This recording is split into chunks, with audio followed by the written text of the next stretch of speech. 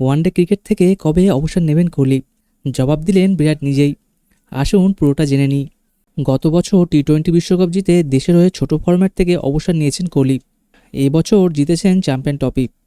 তবে কি এবার একদিনের ক্রিকেট থেকেও অবসর নেবেন বিরাট কোহলি?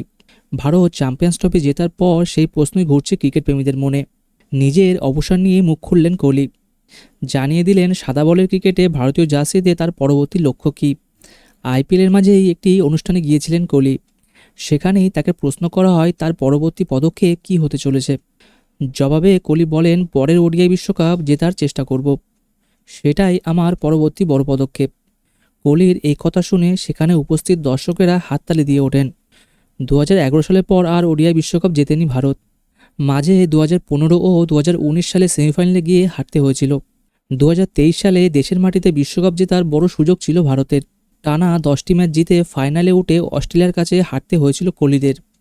পরের 2 বছর দুটি আইসিসি ট্রফি হয়তো সেই ক্ষত কিছুটা হলেও প্রলেপ দিয়েছে।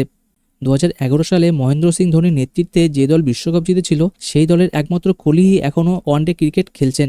প্রথম ভারতীয় হিসেবে দুটি একদিনের বিশ্বকাপ জেতার লক্ষ্য তার। 2027 সালে দক্ষিণ আফ্রিকা, জিম্বাবুয়ে ও নামিবিয়ায় হবে একদিনের বিশ্বকাপ। 2 বছর পর সেই বিশ্বকাপের সময় কোহলির বয়স হবে 38 বছর।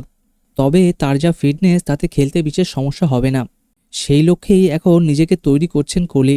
ভিডিওটি কেমন লাগলো অবশ্যই কমেন্টে জানাবেন এবং লাইক ও সাবস্ক্রাইব করতে ভুলবেন না। আসুন দেখা হচ্ছে আরেকটি নতুন ভিডিওতে।